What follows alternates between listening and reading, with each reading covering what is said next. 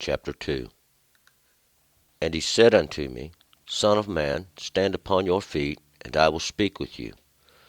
And spirit entered into me, when he spoke unto me, and set me upon my feet, and I heard him that spoke unto me. And he said unto me, Son of man, I send you to the children of Israel, to rebellious nations, that have rebelled against me. They and their fathers have transgressed against me, even unto this very day. And the children are brazen-faced and stiff-hearted. I do send you unto them, and you shall say unto them, Thus saith the Lord.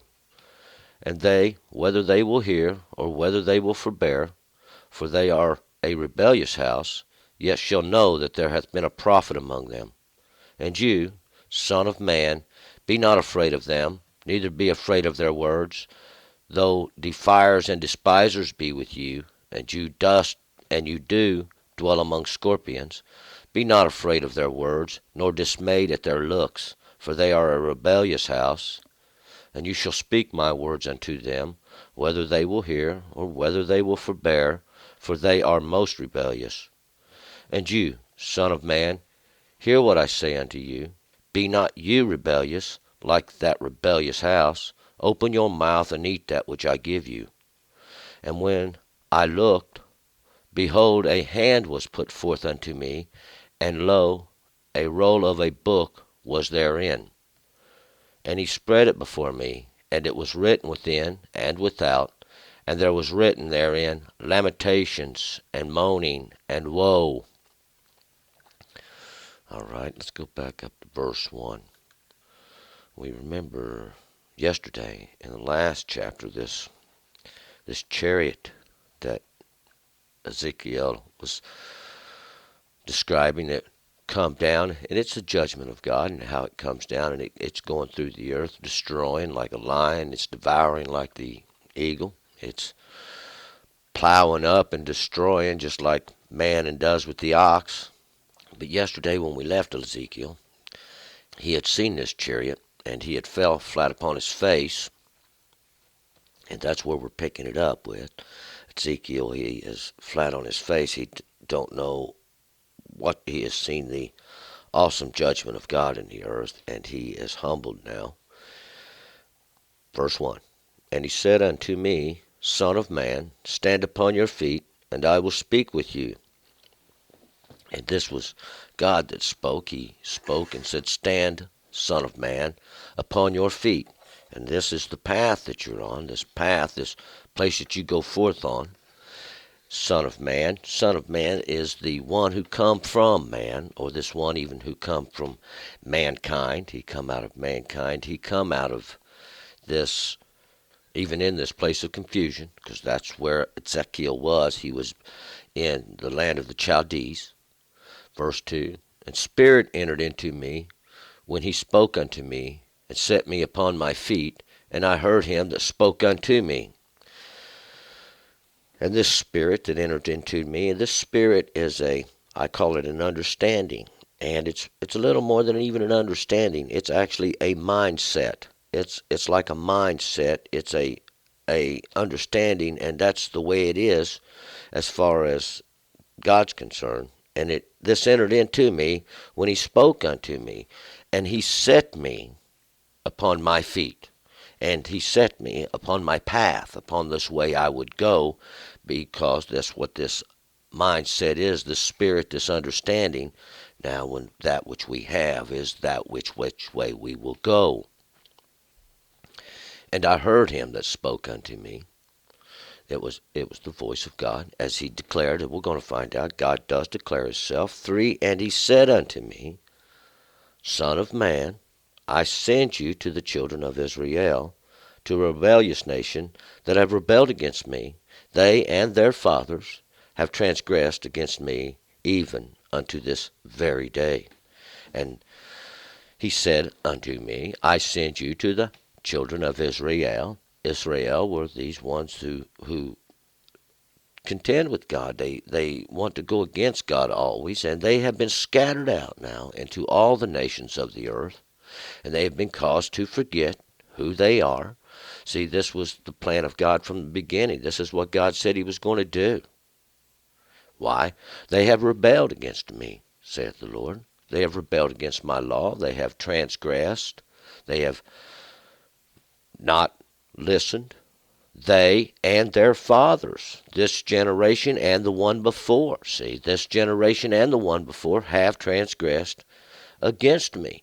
This covenant which I made with them in the beginning, even this covenant that if you will do this, you will live. Even unto this very day, this very day. And the children are brazen-faced and stiff-hearted. I do send you unto them, and you shall say unto them, Thus saith the Lord God. And the children, these ones that come from men, these ones that are brought up in these understandings even of their fathers in these ways, they are taught these ways, and this is the ways they understand, and they are brazen-faced.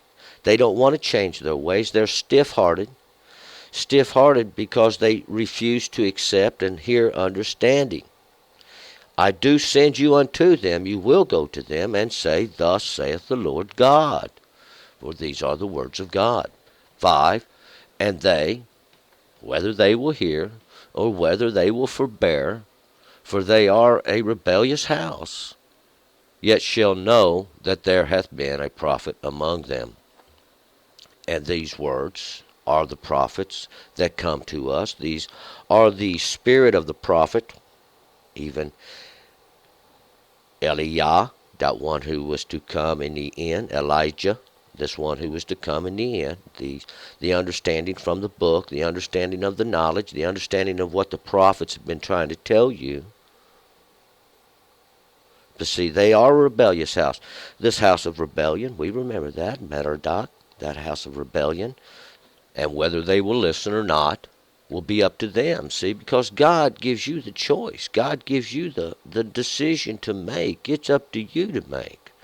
In the beginning, he said, I set before you a choice between life and death.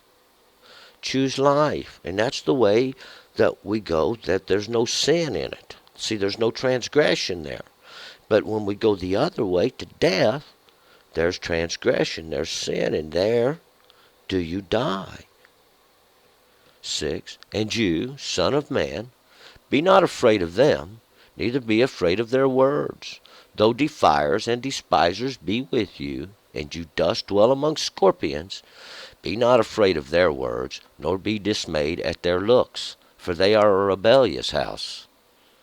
And these, son of man, this one that come out of mankind, this one that was in confusion, this one that was sitting there in the land of the Chaldees, these ones that thought they were mighty, they thought they had all the understanding.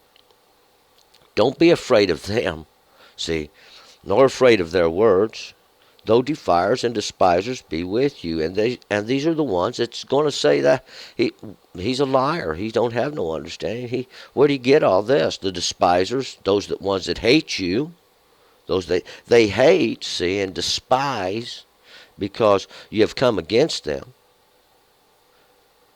You do dwell among scorpions. These scorpions, these are these ones that they have a stinger in their tail, so to speak, and these scorpions are just ones who have they're poisonous little insects in the earth. These are the ones who run around teaching falsehood. They lay in wait. Be not afraid of their words, nor dismayed at their looks. See, they're rebellious. They don't have no understanding anyway. 7. And you shall speak my words unto them, whether they will hear, or whether they will forbear, for they are most rebellious. They don't want to listen. They don't want to incline their ear to the understanding of God. You shall speak my words, these words that God gave in the beginning. See, these words, and it's always going to come down to those words, and those words are the law of God. See, those were the words that he spoke in the beginning so that you could have understanding and separate yourself out. See, and choose, make a choice, whether you will hear or whether you will forbear, whether you will not hear. 8.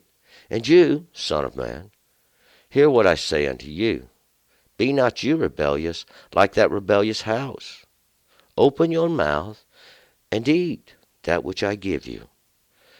You, Son of Man, this one who's come out of mankind, this one that can hear, this one that understands, that has seen the judgments, that's seen these things, that had witnessed the chariot of God in the earth. Don't be rebellious like that rebellious house. Don't be like them, those ones that rebel against God, those ones that go away, these wanderers, that's the Philistines. See, they turning themselves into those drifters, those ones that want to drift away from understanding. Open your mouth, and eat that which I give you. The law. See, that's what God gave you in the beginning. Eat it. See, take that in. 9. And when I looked, behold, a hand was put forth unto me, and lo, a roll of a book was therein. And I looked, I beheld, a hand, a work was put forth unto me, and lo, it was a roll of a book was in it.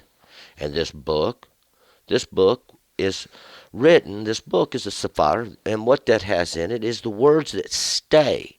Those are the words that stay. And this is a roll of a book. Because these things, it's just going to keep going around. See, it is in a roll because it just keeps going and going. It's the judgment of God. 10. And he spread it before me, and it was written within and without, and there was written therein lamentations and moaning and woe. And it was spread before me. This spread before me was there, prepared before me, set out before me, made ready for me. And it was written within and without. It was inscribed. It was carved into it, inside and out. And this is for two reasons, see, because it's written both ways. It's written for the flesh. It's written for the spirit, see. It's written inside and outside. And there was written therein lamentations and moaning and woe. And this lamentations, this moaning, and this woe, this is all just trouble. See, these lamentations are these mournful cries, these mournful prayers, like we heard Yeremiah pray. These lamentations even, and these moanings are crying out. These moanings are like a growl type, just laying there in suffering. It's pure suffering and woe. And woe is this song of suffering, that song of that crying out even of it. And this all has understanding that there was nothing, no blessings written therein. See, there was no blessings in it. It was the judgment of God coming. Why? They turned from God. See, they didn't obey God. They didn't understand what God was trying to do for their own good. Saying in the law there is nothing. See, in the law there is no good. In the law there's no substance. And we see what society is turning into. And this is just a simple truth. See, it's because they don't observe. They don't teach their children the law. There's no understanding in them. Turn and return. Let's move forward to chapter 3.